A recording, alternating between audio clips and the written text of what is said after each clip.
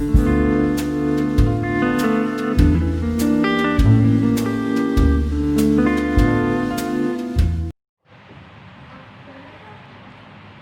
dunia, Rahayu. Barusan kita memperingati Hari Sumpah Pemuda 1928. Ini peringatan yang ke-92, hampir satu abad juga. Dan di tengah-tengah itu juga banyak orang menyampaikan sejarah baru tentang Sumpah Mahasiswa. Saya kira ini bulan orang bagaimana membangun bangsa dengan tekad bulat.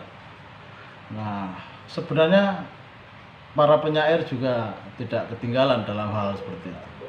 Bahkan dalam hal tertentu, Sumpah Pemuda itu ditulis sebagai syair oleh Muhammad Yamin, lalu diedarkan pada peserta kongres, dan tiba-tiba kemudian diputuskan sebagai satu kesepakatan bahwa itulah hasil Sumpah Pemuda.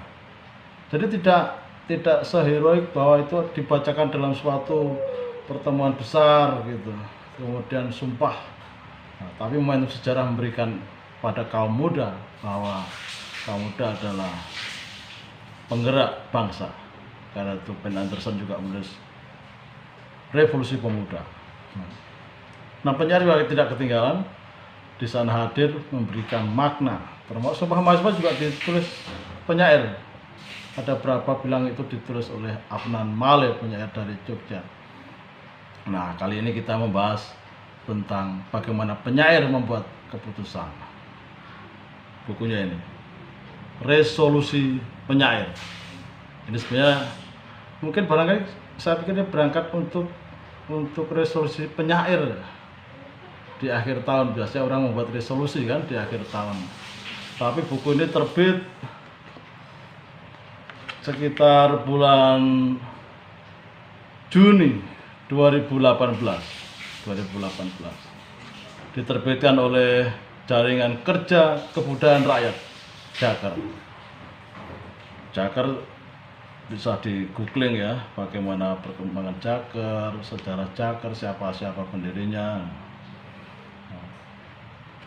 Dalam resolusi penyair ini ada 14 penyair yang menyumbangkan antologi puisi di sini.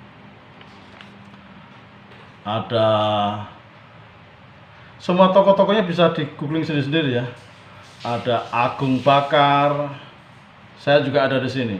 Anton J. Susmana, kemudian Aput Sarja, Dewi Arimbi dari Pati, Dewi Nova yang kemarin dibahas oleh Bung Putu Oke, kemudian Marsita Aryani, dan seorang yang malang melintang di dunia teater Jakarta, Ragil Biru Solihin Sidik, terus Rinaldi Sutansati dari Riau, penyair yang juga pernah menjadi Tapol Orde Baru,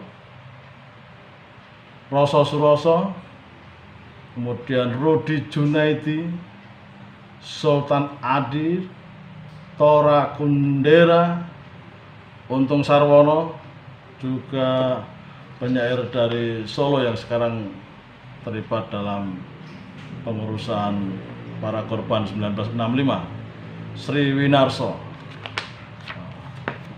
namanya. Kelihatan nggak ya? Buku ini diantarkan oleh Putu Oke Sukanta, juga seorang pelukis yang sebelum buku ini terbit mengadakan pameran di Galeri Nasional, namanya Yos Suprapto. Tapi kali ini juga bukan aku yang akan bahasnya. Sekali lagi, yang membahas adalah Putu Oke Sukanta. Silakan, Bu.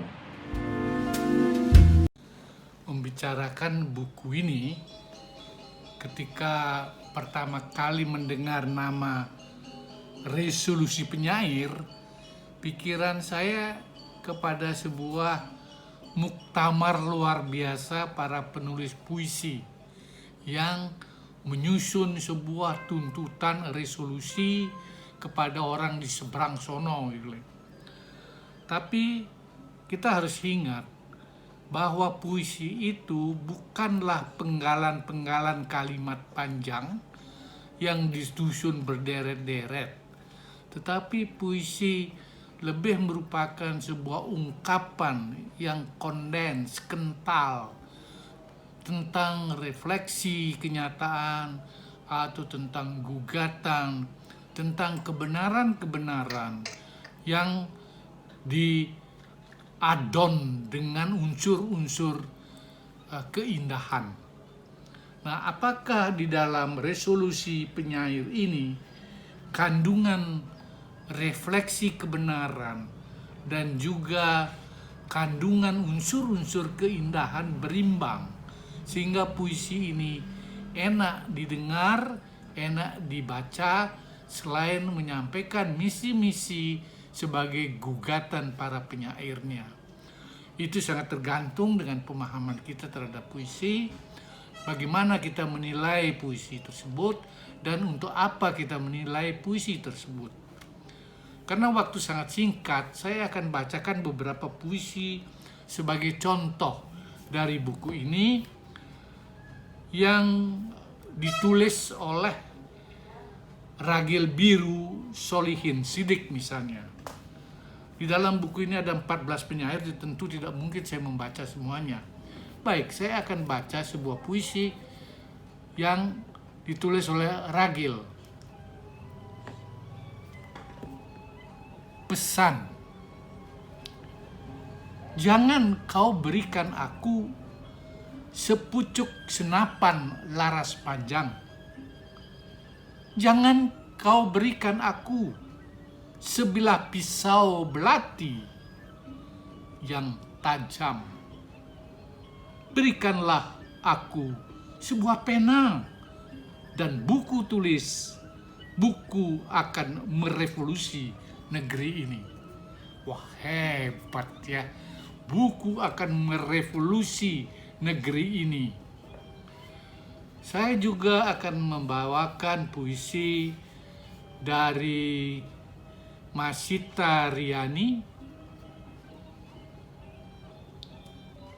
yang berjudul